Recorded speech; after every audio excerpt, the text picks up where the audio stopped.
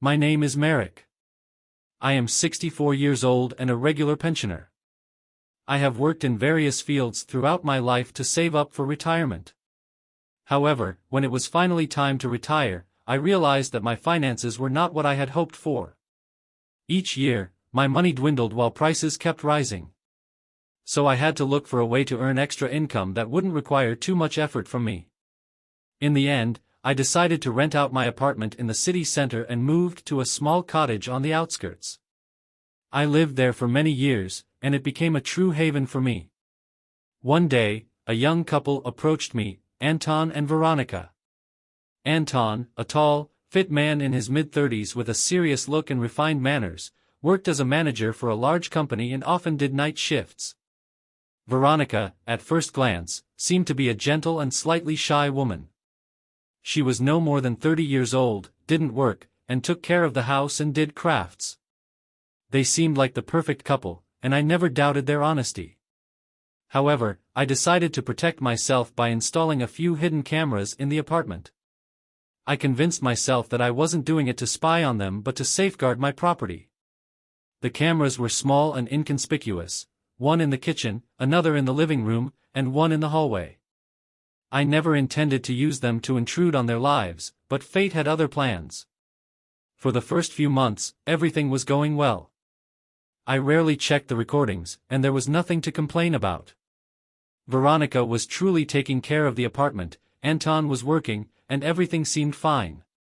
But one day, when I decided to check the cameras to make sure everything was in order, I noticed something strange. Veronica had begun to bring an unfamiliar man into the apartment. He was younger than her, tall and well-built, with a short dark beard. They would sit in the kitchen, talk, laugh, and then this man, whom I began to call Michael, would start hugging her. I was shocked. Anton worked night shifts to provide her with a comfortable life, and she was cheating on him right in his own home. At first, I thought it was a one-time thing, but Michael started appearing more and more often.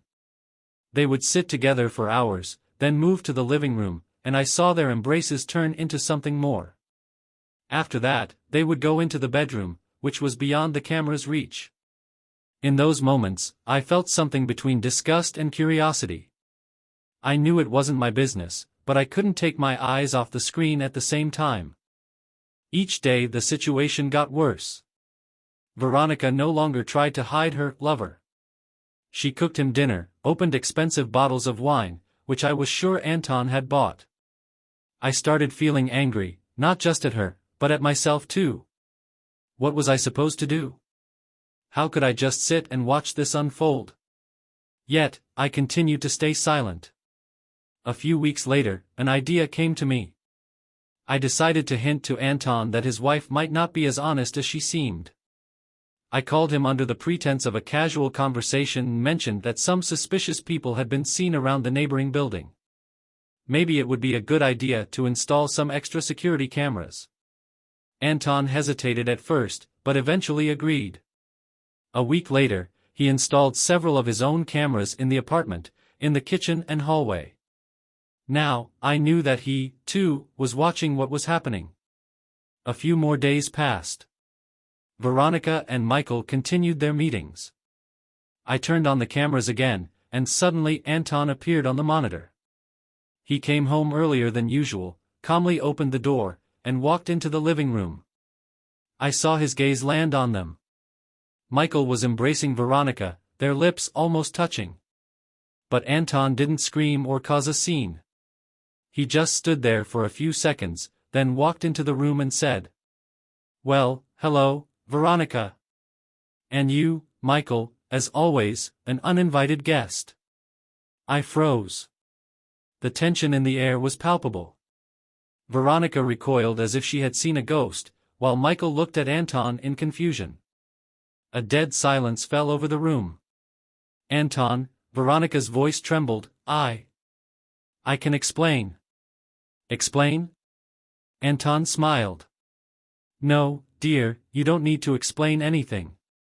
Everything you could have said, I've already heard." The scene dragged on. Anton calmly sat down at the table as if everything was fine.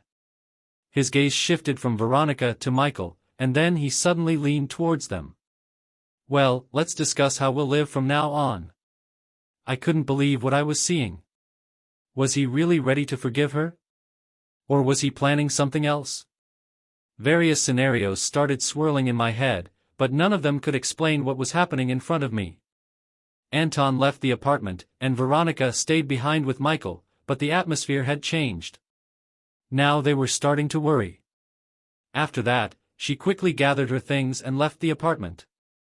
Michael remained alone, sitting in the living room with a look on his face as if he had just lost everything. Michael sat motionless, bewildered by what had just happened. He clearly hadn't expected such calmness from Anton. I watched his every move closely through the monitor. His expression gradually changed, from confusion to anger. He stood up nervously, glanced around the room, and began opening a folder that Anton had left on the table. I became curious. What could be in it? I almost leaned into the monitor, trying to read any of the lines that appeared on the camera. Michael flipped through the pages, then suddenly stopped. I saw his face change again. This time, it was frozen in horror. He held his breath and began to carefully read each line. Finally, he stood up, grabbed his phone, and started dialing a number. But a second later, he changed his mind and threw the phone onto the table. His whole body tensed, as if ready for a fight. After a few minutes, Michael closed the folder, grabbed his coat, and left the apartment. I didn't see him again that evening. The next day, I eagerly turned on the cameras, hoping to see what would happen next. But I was met with an unpleasant surprise. New cameras had been installed in the kitchen and living room. Now, I couldn't observe what was happening because my access had been blocked. Instead of giving up, I started looking for other ways to find out the truth. I still had old recordings, and I decided to review them from the very beginning. Had I missed something important? I watched every hour, every second of the footage, trying to catch any details that could reveal the motives of this couple. And then, after a few days of careful reviewing, I noticed something crucial. At the very beginning, when they had just moved in, Anton had gone to the kitchen shelf several times and taken out some documents, after which he carefully put them back. It looked suspicious. I started watching his every move closely during those moments. Each time, he took out the same folder, large, black, and wrapped in a ribbon. There was a small logo on it that I couldn't make out. I realized that this folder might be the key to everything. But what was inside? Were these just personal documents? One day, as I was reviewing the footage, I noticed that Michael was alone in the apartment and approached the same shelf. He took out the folder, began to open it, and his face immediately darkened. It was the same folder he had been looking at that evening after meeting with Anton. It became clear to me then, he had known about its existence even earlier, and perhaps had been looking for it intentionally. A few days passed. The cameras remained off, and I had no idea what was happening in the apartment. I had almost decided to give up on this whole thing and stop interfering in their lives when suddenly there was a knock at the door of my cottage. I wasn't expecting visitors, so I got up, surprised, and went to the door. Standing there was Veronica. She looked completely different than before. Her hair was disheveled, her face tired, and her eyes red from crying. "Mr. Merrick?" she asked quietly, glancing around as if afraid someone might see her. "May I come in?" I didn't know what to say. Why was she here? What did she want? But my curiosity got the better of me, and I allowed her to come in. Veronica nervously sat down on a chair and began to whisper. "I need your help." "My help?" I was surprised. "How?" "Anton," her voice trembled. "He's blackmailing me. I don't know what to do." "Blackmailing?" I frowned. "Why? And how do you even know who I am?" "I know that you," she hesitated and looked down guiltily. "I know you've been watching us through the cameras." My heart froze. How did she find out? "Don't worry," she quickly added, noticing my fear. "I'm not going to tell anyone. But I need your help." Anton found evidence that Michael and I were seeing each other before our wedding. Now he's threatening to ruin my life if I don't sign some papers. I don't know what to do. What documents? I leaned forward. The situation was becoming more and more complicated. He wants to force me to give up my share of the apartment and transfer it to him. If I don't, he'll show those recordings to everyone, my parents, my brother. And I'll lose everything. I couldn't believe my ears. So, Anton had planned everything? He installed the cameras to gather evidence against her? She was trapped, and the only way out was to comply. What can I do? I asked, though I didn't believe I could really help. You're the only person who can capture all of this. You can observe, and if anything happens, you can intervene. I know I'm asking a lot, but I have no one else to turn to. It was a crazy idea. I never thought I would get involved in such a story. But something in her eyes, whether it was despair or fear, made me agree. And I decided, would observe. But this time, not for myself. This time, I would do everything to help her. I installed new cameras in the hallway and the kitchen, ones that Anton wouldn't be able to detect. Now, I had access to their life again. And what I saw made me shudder. Anton had started a psychological war. He would come home, start arguments, and yell, "Veronica," forcing her to sign the papers. I saw how terrified she was, how her hands trembled when he showed her the footage on his phone. I couldn't just stand by. I kept watching, but the situation only worsened. Anton was no longer the calm man I had initially seen. He became aggressive, cruel, and seemed to enjoy every minute that Veronica was suffering. She tried to resist, but each time, she would give in under his pressure. This went on for nearly a month until, finally, I saw something that made me act immediately. One evening, when Anton came home, he once again started demanding that Veronica sign the papers. She sat on the couch, looking exhausted, but this time something was different. Her eyes were filled with determination. "I'll sign it," she said quietly. "But I have one condition." Anton was obviously surprised, but it didn't throw him off. "What condition?" He smirked, looking at her with disdain. "You will stop tormenting me." Her voice trembled, but she didn't avert her gaze. "If you keep doing this, I won't sign anything." Anton frowned as if he hadn't expected this turn of events. "You think you can make demands of me?" He raised his eyebrows mockingly. "You're not in a position to demand anything." Veronica remained silent, and suddenly I saw a small box of pills in her hands. "If you don't stop," she said quietly, "I'll swallow all of this right now. And then you'll get nothing." This was unexpected. I froze in front of the monitor, unable to believe my eyes. Anton was shocked and didn't know how to react. There was something in his eyes that I hadn't seen before, fear. "You wouldn't dare," he said, but his voice no longer sounded as confident as before. Veronica didn't respond, she simply opened the box and took a few pills in her hand. Her face was calm, but I could see that she was serious. Anton stood frozen, not knowing what to do. "All right," he finally said, swallowing nervously. "All right, stop. I don't want you to do something stupid." Veronica slowly lowered her hand, but she kept the pills in her palm. Her eyes remained fixed on Anton. "If you raise your voice at me again," she said, her voice trembling but firm, "I'll do it without hesitation." Anton looked defeated.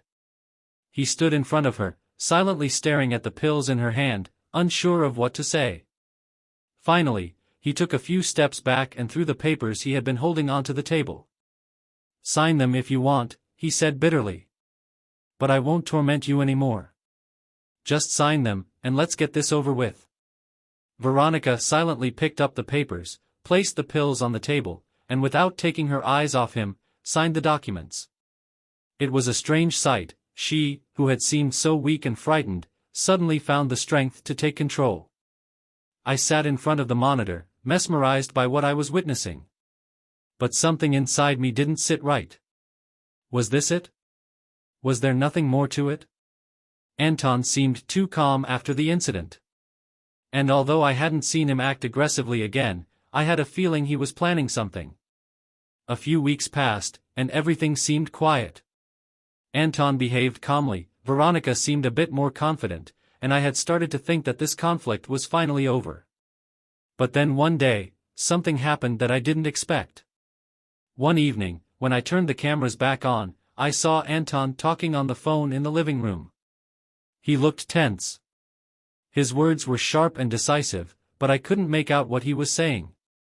Then he left the apartment, leaving the door slightly ajar. A few minutes later, Veronica came home. I noticed that she looked scared, her face was pale, and her hands were trembling. She quietly walked into the bedroom and suddenly started packing her things. It was strange, I hadn't seen her preparing to leave before. She was hastily packing a suitcase, glancing over her shoulder as if someone was watching her. I kept watching, unable to believe my eyes. Something was clearly wrong. Veronica nervously packed her things as if she feared someone might return and catch her. A few minutes later, she closed the suitcase and hurriedly left the apartment, leaving the door slightly ajar. The whole situation looked strange, and I couldn't figure out what was really going on. A few hours later, Anton returned. I expected him to enter the apartment and start looking for Veronica, but instead, he calmly walked into the living room, sat on the couch, and lit a cigarette. His behavior seemed odd, as if he already knew she was gone. He didn't search for her, nor did he look concerned. I sat in front of the monitor, watching him, but nothing happened. The next day, I decided to review the camera footage. There was nothing suspicious on it. Veronica had simply packed her things and left. But when I rewound the footage to the moment when Anton was on the phone, I noticed that his conversation wasn't as ordinary as it had first seemed. He repeated the same phrase several times, "She won't bother you anymore." That made me uneasy. A few days passed. Veronica didn't return. Anton acted as if nothing had happened. He even started throwing parties in the apartment, inviting friends and colleagues. I kept watching, but nothing suspicious occurred. Then, one evening, there was a knock on the door of my cottage again. I opened the door to find two police officers standing there. Their appearance surprised me, as I had no idea why they would come to me. "Mr. Merrick?" one of them asked. "Yes, that's me," I replied, trying to hide my nervousness. "We're looking for Veronica," he said. "She's been missing for a few days. Do you know where she might be?" My heart froze. I didn't know what to say. What was I supposed to tell them? That I had been watching them through hidden cameras? That I had seen her leave? But why were the police suddenly interested in her disappearance? "No," I replied, trying to stay calm. "I haven't seen her in a while." "Are you sure?" The officer looked at me intently, as if trying to uncover something from my behavior. "We've received information that you may have had contact with her before she disappeared." "Information?" I felt my heart start to race even faster. "Who told you that?" "That's not important," the other officer replied dryly. "We're just trying to gather all the details. If you know anything, it's better to tell us now." I thought for a moment. What did they know? And, worse, who told them about it? My head filled with thoughts of what had happened between Anton and Veronica, and I realized that I might have become a pawn in a game I hadn't even been aware of. "No, I haven't seen her," I repeated, trying to sound confident. "She hasn't been around here lately." The officers nodded, though I could tell they didn't believe me. One of them pulled out a notebook and wrote something down, then looked back at me. "If you come across any information, contact us," he said, handing me a business card. "We have reason to believe something serious might have happened to Veronica." I took the card, nodded, and closed the door. My head buzzed with thoughts. What had happened to Veronica? Had she become a victim of some crime, or had she simply fled to escape Anton? And most importantly, who had told the police that I might be involved? A few days passed. I no longer turned on the cameras and tried not to think about what had happened. But one evening, I noticed that new people were entering Anton's apartment. Police officers arrived with a warrant and began searching the premises. I watched this from the window of my cottage, feeling the anxiety creeping over me once again. The police officers came in and out of the apartment several times. They were carrying boxes of documents, bags of belongings, and some personal items. I couldn't make out exactly what they were taking, but I had a growing sense that this was just the beginning of something serious. The anxiety inside me grew stronger with each passing minute. The next day, I noticed that Anton himself had come to the apartment. He looked tense, his eyes constantly darting around as if he was afraid of something. He checked the premises, and then he left, not to return again.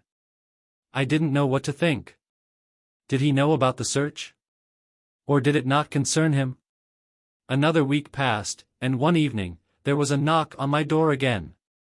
This time it was a man in civilian clothes, but I immediately understood he was a police officer. "Mr. Merrick?"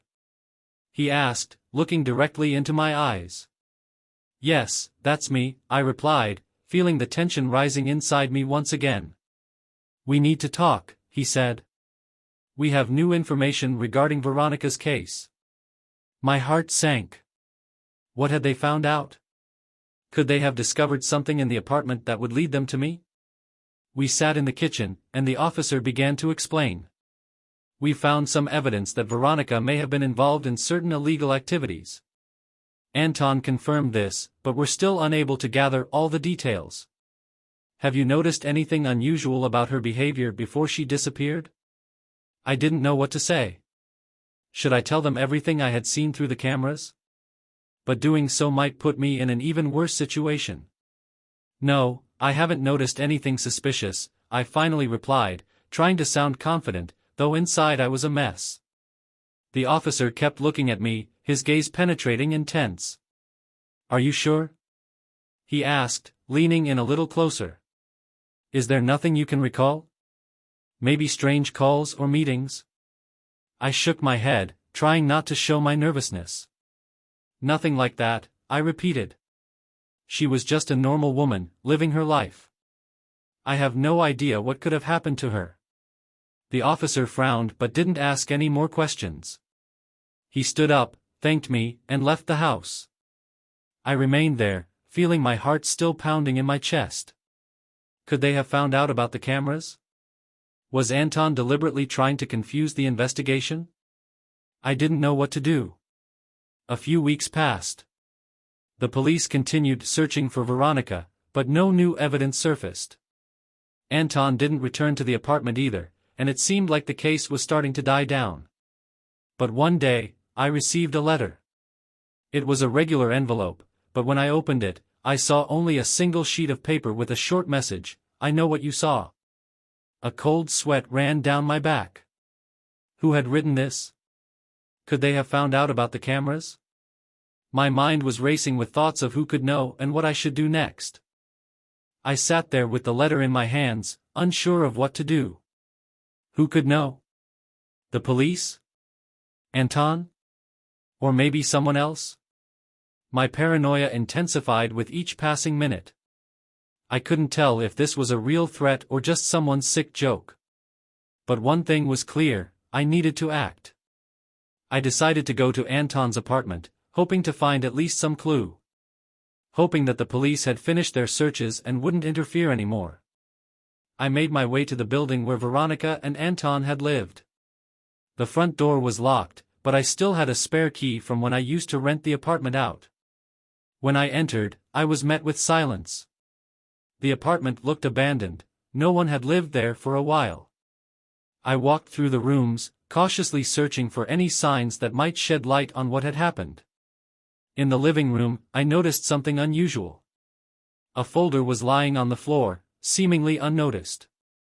I bent down, picked it up, and opened it. Inside were documents belonging to Anton.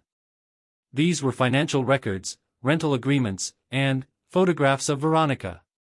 In the photos, she was with her lover, Michael. These weren't ordinary pictures, they looked like they had been taken with a hidden camera. Suddenly, everything started to make sense. Anton had known about her affair all along, and he had been preparing for this. At that moment, a thought flashed through my mind: Anton hadn't just been watching Veronica. He had set a trap for her, and I had become part of it without even realizing.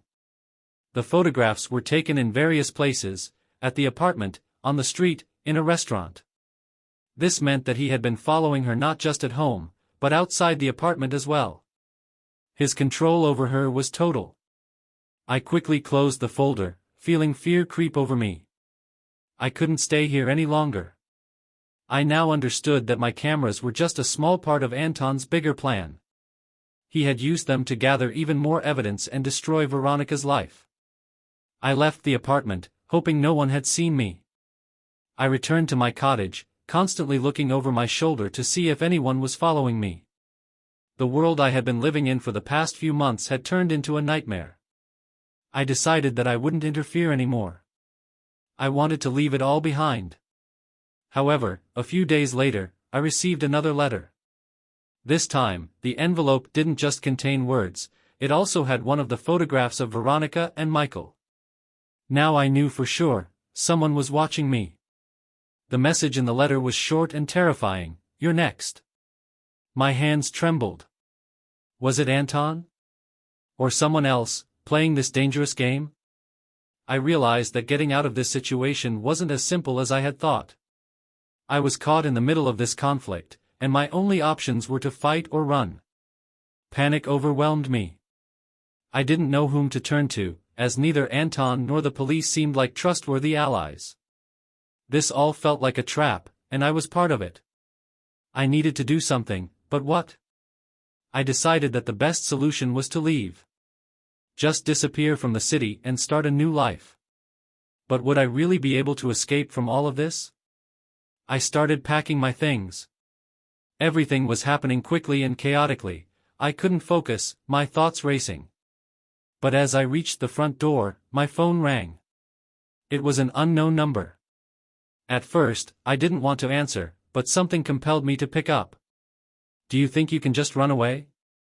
A cold male voice echoed on the other end. "It's not as easy as you think." My heart froze. They knew. They knew I was trying to flee. "What do you want?" I asked, feeling fear wash over me. "Don't try to run again, Merrick," the voice grew even colder. "You're already in too deep. Next time, I won't be so merciful." The line went dead. I stood by the door, unable to move. My escape was no longer an option. I realized they were watching my every move. But who were they? Was it Anton, or someone else behind this entire game? I knew that the only way to save myself now was to find out the truth. And I had to start with Anton. I decided that the best option would be to meet with Anton in person. Maybe he could shed some light on everything that was happening. I knew it was risky, but I could no longer live in fear and uncertainty. I called him and asked for a meeting. He agreed, though his voice sounded cold and distant. We arranged to meet at a small cafe on the outskirts of town, where no one would see us. When I entered the cafe, Anton was already sitting at a table. He looked calm, but I could sense that it was just a facade. His eyes were cold, and his smile was forced. I sat down across from him and felt the tension in the air become almost palpable. "Do you really think I don't know what's going on?" He began, not waiting for me to speak. "You've been trying to play a game that's beyond you, Merrick." "A game?" I was confused. "What are you talking about? I don't understand." Anton leaned in closer and whispered. "You think you can manipulate everyone by setting up your cameras and watching other people's lives? But you didn't account for one thing: I was watching you, too. I've known about your cameras from the very beginning." My heart skipped a beat. He had known the whole time? "I saw how you watched us, how you observed my every move," he continued. "But now, you're part of the game, Merrick. And this game could end very badly for you." I felt a chill run down my spine. I was trapped. "What do you want from me?" I asked, trying to remain calm. Anton smiled, but it was an empty smile. I want you to disappear, he said. Otherwise, this game will turn against you. I sat across from Anton, feeling my heart race. Everything he said felt like a nightmare, but I knew it was real. I had become part of something much bigger than I could have imagined. Do you really think I'll just disappear? I tried to argue, though I knew my words sounded unconvincing. I have nothing to do with this. Anton raised his hand, stopping me. Don't bother, he said coldly. I already know you're not just an innocent bystander. You've been in this from the very beginning, even if you didn't realize it. My hands trembled. I couldn't believe what was happening. What did he mean? How could I be involved in this? Anton leaned in closer and whispered. I'll give you one last chance. Leave this town. You don't want to know how this ends. Trust me. His words sounded like a warning, but I knew they were more than just advice. It was a threat. I didn't know what to do. Should I just disappear and leave everything behind? Or should I fight? As I left the cafe, a wave of despair washed over me. I realized that now I had no other choice but to face this situation head-on. I returned home, but now everything felt different. Everything I knew about my life turned out to be an illusion. I had thought I was in control, but now I realized I had been trapped. Anton was playing with me, like a pawn in his game. I didn't know what to do next, but I understood one thing: I couldn't stay in this town any longer. Over the next few days, I packed my things. It was decided I would disappear. I sold everything I could, including the cottage, and bought a ticket to a small town where no one would find me. I left no trace of my existence. It was the only choice I could make. I left that same evening when I received one last message from the unknown number. The game is over, Merrick. You made the right choice. That message was the final proof that everything happening was part of something much bigger than I could have imagined. But now it no longer mattered. I had decided to leave it all behind and try to start a new life. Several months passed. I settled in a small town where no one knew me. My new life was simple and quiet. I never heard from Anton or Veronica again. Perhaps they continued their game with others, or maybe this story ended with my disappearance. But even now, as I write these words, I can't shake the feeling that someone is still watching me. That Anton hasn't let go of me completely. Maybe it's just my imagination, but I will never be able to feel safe again. Thank you for listening to our stories. We always strive to create engaging plots for you. Apologies if there were any mistakes. We are not native speakers and we create everything with the help of artificial intelligence to improve our content. Don't forget to subscribe to our channel, hit the like button, and leave your comments below the video. Let us know what you think about this story and what topic you would like to hear next. Your opinion is important to us. Also, if you have any interesting real-life stories, feel free to share them with us. Your story might become the basis for our next video.